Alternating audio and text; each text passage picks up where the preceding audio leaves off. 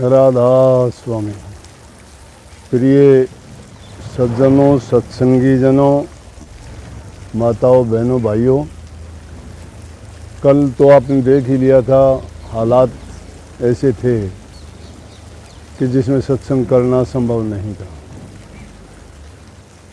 बहुत तेज़ आंधी तूफान, उसके बाद हल्की बारिश भी आई और ये लगभग पूरी रात तक चलता रहा। अफसोस था मुझे इस बात का, फिर भी मैंने उस हालात में भी एक बार आपको ये बताने का प्रयास किया कि ताकि आपको ये अंदेशा ना रहे कि भाई आज आए नहीं। इंतज़ार आप सबको रहता है, अच्छी बात है, होना भी चाहिए, क्योंकि पूरा दिन और तो कोई काम होता नहीं है। लॉकडाउन के दौरान घरों में बंद रहते हो तो बस खाना, आराम करना, घर में ही रह के बात करना, रोज़ाना का जीवन एक ही प्रकार का होने के कारण थोड़ा आपको सत्संग के टाइम पे थोड़ी चेंज लगती है। उसमें थोड़ा आपको ये होता है कि हाँ कुछ बदलाव आया है। तो सत्संगियों के बाद में फ़ोन भी काफ़ी आए, कहा कि इतने तूफ़ान में आपको आने की ज़रूरत नहीं थी, फिर भी आप आए, लेकिन वो आपको दिखाना भी ज़रूरी था। बहुत कोशिश करता हूँ कि आप लोगों को किसी भी प्रकार की तकलीफ़ ना हो, मन में आपको कोई दुर्बल विचारहीन भावना ना आ पाए और इस मुश्किल घड़ी में आप स्थिर रहें, निश्चिंत रहें और आराम से इस वक्त को गुजार लें। बहुत काफ़ी आप सबको पता ही है कि छूट मिली हुई हैं, लेकिन कई बातों में थोड़ा ये लगता है कि छूट भी ज़्यादा ख़राब करने वाली है। फिर भी चाहे कुछ भी है, छूट मिली है, अच्छी बात है, लेकिन किसी भी प्रकार की लापरवाही करना हमारे लिए ठीक नहीं रहेगी। क्योंकि जिस प्रकार के देखते हैं कि इतने दिन के बाद जब छूट मिलती है तो लोग भीड़ लगा देते हैं और वो जो सोशल डिस्टेंसिंग का फार्मूला है उसको भूल जाते हैं। वो बहुत ज़रूरी है। ये मत सोचना कि वो रोग अभी यहाँ से चला गया है या हमने उस जीत हासिल कर ली है या हम उसमें कामयाब हो गए हैं। अभी कुछ नहीं, अभी तो रोग बढ़ता ही जा रहा है, रोगी बढ़ते जा रहे हैं। उसका कारण भी यही है, जहाँ जहाँ लापरवाही होती है उसी जगह पे हम पाते हैं कि उतने ही रोग ज़्यादा बढ़ जाते हैं। तो इसको बढ़ने से रोकने के लिए नियमों का पालन करना बहुत ज़रूरी है। तो नियमों का पालन वही करेगा जिसका अपने आप पर संयम है। अब देखते नहीं कितनी बुरी बात है कि शराब के लिए लोग तड़पते हैं। आज देखा टीवी में कि वो दुकानें खोलने का, शराब की दुकान खोलने का जो निर्णय लिया गया, कितनी भीड़ लगी हुई थी। ऐसे लग रहा था जैसे उसके बिना लोग जी नहीं सकते। अरे वो कोरोना तो शायद आपसे दूर रहेगा, लेकिन ये कोरोना तो आप खुद अपने आप को बर्बाद करने के लिए लगा रहे हो। क्या शराब के बिना जिया नहीं जाता?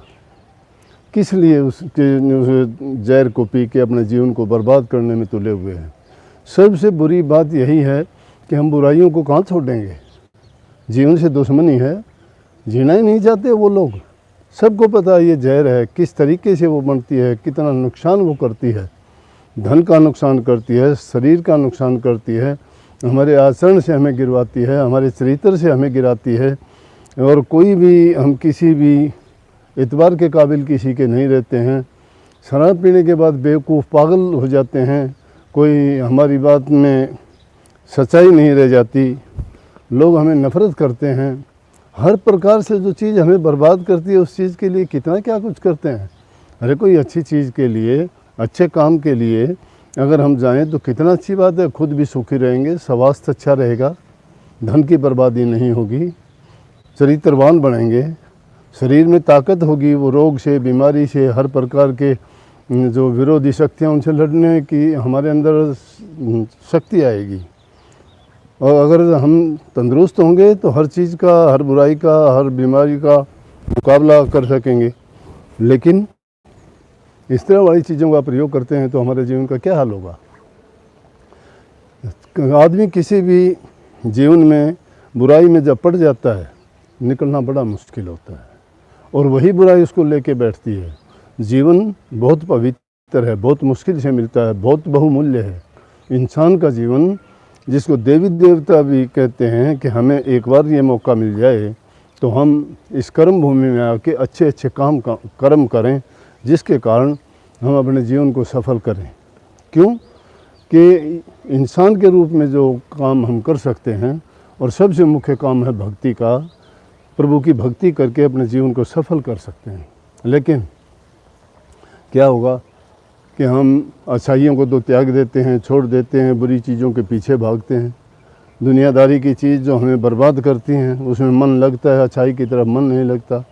जिन चीज़ों से हमारा जीवन संवरता है, बनता है, जिससे हमें हर प्रकार से सुख, शांति, संतोष मिलता है, वो चीज़ हम कभी याद भी नहीं करते भूले से। और वो चीज़ है सिर्फ प्रभु की भक्ति। प्रभु की भक्ति अगर हम करते हैं तो सब चीज़ों पर हम काबू कर सकते हैं। चार ही अवस्था है जीव की। जागृत अवस्था है, शरीर की क्रियाएं उसमें क्रियावान होती हैं, शरीर की क्रियाएं उससे करते हैं। सौपन की अवस्था होती है, उसमें सिर्फ मन काम करता है, शरीर काम नहीं करता। सुषुप्ति की हालत होती है, उसमें आदमी का मन भी और शरीर भी दोनों काम नहीं करते। चौथी अवस्था जो होती है वो प्राण वायु से रहती है, और उस प्राण वायु के वक्त में सिर्फ शरीर जिंदा रहता है, न मन की कोई शक्ति काम करती है उसमें, न कोई शरीर की शक्ति काम करती है। वही एक सार वस्तु है। उसको जगाने के लिए, उसको ताकत और शक्ति देने के लिए हमारे योगियों ने, महर्षियों ने, संतों ने, फ़कीरों ने, तपस्वियों ने, उन्होंने सब ने यही तो बताया कि अपनी आत्म शक्ति को जगाओ, अपने आप के अंदर लीन हो जाओ, और उस शक्ति को अगर हम जगा लेंगे तो ये जो चीज़ है, संसार के पदार्थ हैं जो हमारे इंद्रिय भोगों में हमें फंसा के हमारे जीवन को बर्बाद कर देते हैं, बुरी आदतें लगा के हमें हर प्रकार से वो इन प्रभु की भक्ति से दूर ले जाते हैं। हमारे जीवन में सब जहर घोल देते हैं, जिसके कारण से हम ना अच्छे इंसान ही रह पाते हैं, ना हमारा पूरा जीवन ही जी पाते हैं। और इस जीवन की लड़ी को बीच में ही काट के कोई किसी रूप में, कोई किसी रूप में अपने जीवन को बर्बाद करके जाते हैं। नेकी करना बड़ी कठिन बात है। आदमी बेवकूफ़ी की बात, पागलपन की बात, पाप कर्म में तो बहुत जल्दी फंस जाता है। लेकिन अच्छी करनी करना बड़ा कठिन है। बहुत उसको इसके लिए अपने तन, मन और अपनी सारी शक्तियों को लगाना पड़ता है। उसके लिए बहुत त्याग की आवश्यकता पड़ती है। आदमी को अपने मन को, अपनी इच्छाओं को दमन करना पड़ता है। ये इच्छाएं सबके दिल में आती हैं। सब कोई चाहता है उसे सुख मिले, सब कोई चाहता है उनको आनंद और भोग्य पदार्थों को भोगे। लेकिन एक आदमी जो अपने मन और इंद्रियों को काबू कर लेता है, उसको आत्मा आनंद प्राप्त होता है। उसको इंद्रिय भोग, इंद्रिय सुखों में वो आनंद नहीं आता जो आत्म कंट्रोल में, आत्म शक्ति के जगाने में आता है। एक बार अगर आत्मा आनंद आना शुरू हो जाता है तो इंसान समझो कि उसका जीवन सफल हो जाता है। आत्मान का आत्म साक्षात्कार से होता है। आत्म साक्षात्कार आदमी को आत्मनिर्भर बनाता है। और आत्मनिर्भर कैसे बनेगा? वो पूर्ण गुरु की संगत में जाके उनसे दीक्षा लेके, उनकी वचन का पालन करके, जो उपदेश, जो शिक्षा, जो बातें हमें समझाते और बताते हैं, उनके अनुसार अपने जीवन को हम ढाल लें तो निश्चित रूप से हमारा जीवन इतना निश्चिंत हो जाता है, निर्भय हो जाता है, निडर हो जाता है। उसको ना काल का भय, ना मृत्यु का भय, ना यमदूत का भय, और ना रोग, बीमारी, तकलीफ़ तो मायने ही नहीं रखती है। इंसान घबराता कब है? इंसान जब घबराता है जब इसकी आत्मशक्ति कमज़ोर हो जाती है, इसका आत्मचिंतन ही नहीं रहता। ये दुनियादारी की बातों के लिए, इंद्रिय भोग के लिए, शरीर के सुखों के लिए जब उनमें फंस जाता है तो क्षणिक आनंद के लिए ही आनंद मानता है। लेकिन जब वो सुख मिलता है तो इस सुख को याद नहीं करता, और जब इन सुखों में पड़ जाता है तो वो सुख इसको नहीं मिल पाता। इसलिए संतों उन्होंने कहा कि बुरी चीज़ों का त्याग करने के बाद ही हमें अच्छी चीज़ें का आनंद लेने के योग्य हो सकते हैं। जब शराब जैसी, मांस मिट्टी जैसी दूसरे जीवों का मांस खा के क्या हमारे विचार शुद्ध और अच्छे हो सकते हैं? क्या शराब, पान, तंबाकू, बीड़ी चबा के अच्छे हो सकते हैं?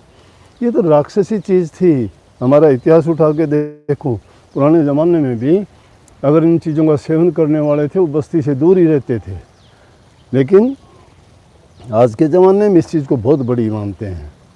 जो अच्छे अच्छे इंसान हैं, जिनके पास हर चीज़, जो हर साधनों से संपन्न है, वो आदमी इन चीज़ों में गिर जाते हैं।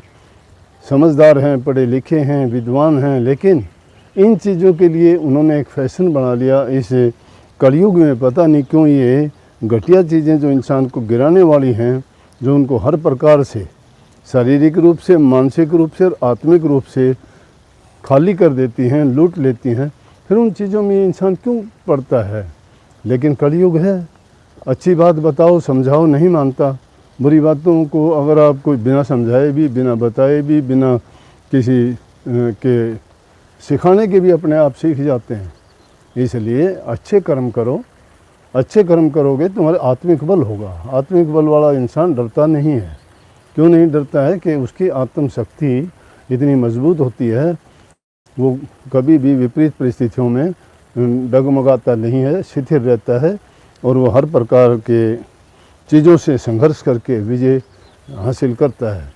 इसीलिए आज भी ये हालात देखते हैं, कहते हैं, आप सुनते होंगे कि दूसरे देशों की अपेक्षा हम बहुत कामयाब रहे हैं। कामयाबी का कारण यही है, हमारे देश में सबसे ज़्यादा वेजिटेरियन लोग हैं, उनको कम ही लोग प्रयोग करते हैं, इसीलिए उनको ये रोग नहीं छू पाता।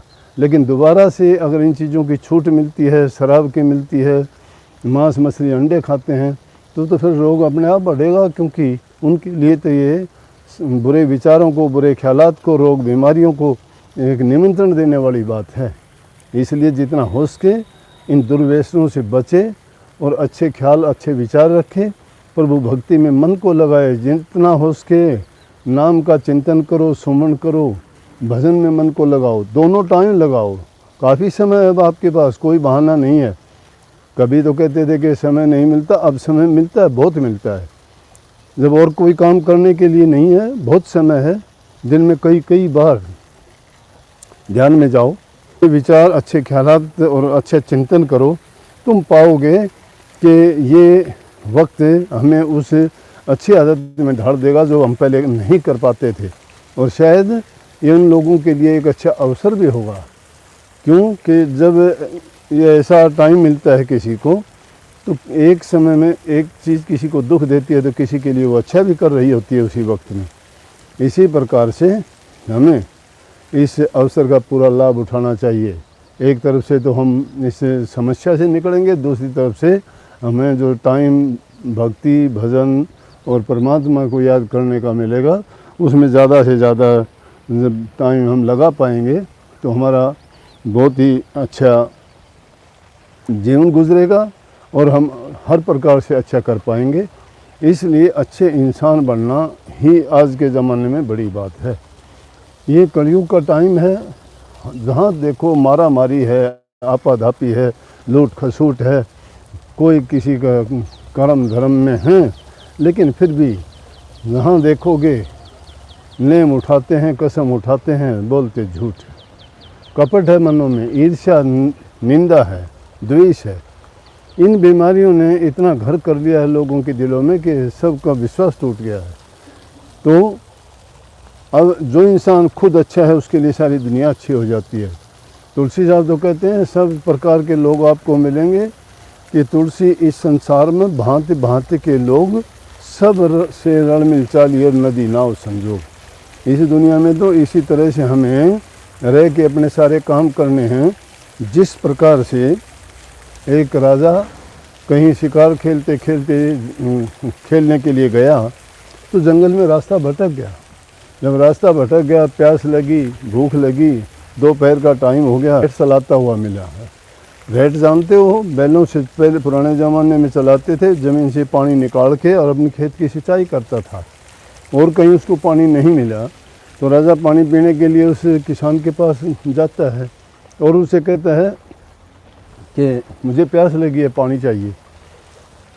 जब राजा उसके पास जाता है पानी पीने के लिए, कहने लगा कि इसको रोक दे, ये तेरा जो ये चूं चूं की आवाज़ करता था चलते हुए, रेट जब चल रहा था तो चलते हुए वो पहिया जब घूमता था तो उससे आवाज़ आती थी, जो चूं चूं की आवाज़ आती तो घोड़ा उससे चमकता था। घोड़ा उसको बर्दाश्त नहीं कर पाता था, घोड़ा उल्टा भागता था। राजा कहने लगा भाई तेरी इस चूँ चूँ को बंद कर ले ताकि मैं पानी पी सकूँ, घोड़ा भी पानी पी सके। लेकिन हुआ क्या, जब उसको बंद करता है तो पानी आना भी बंद हो गया, क्योंकि पानी तो निकालने के लिए उसको चलाना पड़ता था। तो ज़मींदार कहने लगा कि बादशाह सलामत, अगर आपको पानी पीना है तो इस चरखचू में पानी पीना पड़ेगा। ये चरखचू अगर बंद हो जाएगी तो पानी नहीं आएगा, अगर पानी पीना चाहते हो तो चरखचू बर्दाश्त करनी पड़ेगी। तो वही बात है, इस दुनिया में जैसे भी हालात हैं, जैसे भी लोग हैं, जैसी भी परिस्थितियां हैं, विपरीत भी हैं तो भी उनमें ये चरखचू हैं, चाहे ये कलयुग है, लेकिन उसके अनुसार भी हमें अपना सामंजस्य उनके साथ बिठाकर अपने अच्छे विचार, अपने अच्छे ख्यालात रख के हम अपने पुण्य के काम करते रहें, भलाई के काम करते रहें, दूसरों के परहित की बात सोचें। जो संत महात्माओं ने बात कही है कि काम करें और आपस में बांट के खाएं, एक दूसरे को जो मदद कर सकते हैं तन से, मन से, धन से, हमारे से जितनी हो सके, वो परमार्थ से पहले परोपकार की ज़रूरत है। जो परमार्थ हम कमाना चाहते हैं तो परोपकार के रास्ते पे चलें। परोपकार जब सीख जाएंगे, परोपकार कमाएंगे, परमार्थ अपने आप बनता चला जाएगा। एक नेक और सच्चा दिल का जो इंसान होगा वही भक्ति के मार्ग में कामयाब हो सकता है। यहाँ चतुराई की या बुद्धि का सवाल नहीं है, कोई भी बल बुद्धि से भक्ति नहीं कर सकता। भक्ति करने के लिए सच्चा प्यार और उसके लिए सच्ची तड़फ, लगन, त्याग, तप और साधना की आवश्यकता है। इन चीज़ों को अगर हम दिल लगा के करते हैं और दूसरों की तरफ, बुराइयों की तरफ दृष्टि नहीं करते हैं, गुणग्राही बन के हर चीज़ में अच्छे गुण देखते हैं और जो दुर्गुण वाली चीज़ हैं उनसे अगर हम नज़र घुमा लेते हैं, उनकी तरफ दृष्टि नहीं करते, तो निश्चित रूप से हमारा भला ही भला होगा। कोई भी ऐसी चीज़ नहीं कि हमें रास्ते से डिगा सके या हमारा अहित कर सके या हम डगमगा के उस बुराई में गिर सके। इसलिए अच्छा करो भाई, वक्त गुजर जाएगा, अच्छा करोगे अच्छे इंसान कहलाओगे। बहुत अच्छी बात है। आज जब सुनते हैं जितने हमारे आश्रम हैं सब में हमने लगा रखा है कि गरीब आदमी जिनके पास कोई काम नहीं है, जो अपने घर नहीं जा सकते, मजदूरी जिनके पास नहीं है, उनको खाना खिलाते हैं। उनकी जो मदद होती है सत्संगियों ने जगह जगह, जैसे जयपुर का आश्रम है, जैसे जींद का आश्रम है, हिसार का आश्रम है, फतेहाबाद का आश्रम है, भिवानी का आश्रम है, दिनोद का आश्रम है, उनमें सब में हमने ये कह रखा है जो भी हमारे से मदद होगी उन लोगों के लिए, हम खाने के लिए या उनकी दूसरी कोई ज़रूरत ऐसी है उसको भी पूरा करने का पूरा प्रयास करते हैं। क्योंकि अगर हम मानव मात्र की सहायता, मदद ही नहीं करते तो हम किसी धर्म के नहीं हैं, किसी गुरु के नहीं हैं और ना ही किसी भक्ति के रास्ते पर चलते हैं। इसलिए सब सत्संगियों को हिदायत है। लेकिन कुछ लोग अपनी मनमर्जी का जो करते हैं, हर प्रकार के लोग कहते हैं, किसी की बुरी नहीं कहनी चाहिए, लेकिन ये है कि हाँ, जो अपने आप को सेवा का जिसको अवसर मिला है और वो सेवा करता है, ये बहुत अच्छी बात है। हमने सबको यही हिदायत दी है, यही हम सिखाते हैं, अच्छे काम करो, नेक काम करो, नेकी के रास्ते पर चलो। जो नेक कर्म करता है वही इंसान भक्ति भी करेगा, वही गुरमुख है और वही सच्चा भगत भी है। इसलिए आपको सबको बहुत बहुत आशीर्वाद। जो जहाँ पे है सब नियमों का पालन अभी भी आपको वैसे ही करना है। जब तक पूरी तरह से सुरक्षित नहीं हो जाते तब तक ये ना समझो कि हमने इस बीमारी से जीत हासिल कर ली है। जब तक ये खतरा हमारे सिर पर मंडराता ही रहेगा, जब तक पूर्ण रूप से ये नहीं हो जाता कि भाई हाँ अब ये रोग नहीं है। और इसकी कोई दवाई नहीं है। दवाई है अपनी सुरक्षा करना, सुरक्षित रहना, बिना मतलब कहीं आना जाना नहीं और अपने आप को लॉकडाउन में ही रखना। जितना संभव हो उसके, बहुत ही ज़रूरी हो तो अपने काम के लिए निकलो, नहीं तो एकांतवास सबसे अच्छा है। उस एकांत के टाइम में प्रभु की भक्ति, उनको याद किया करो, सुमन किया करो। बहुत बहुत आशीर्वाद हमारा है, रहमत परमात्मा की होगी, मेहनत हमारी होगी। आशीर्वाद। राधा स्वामी।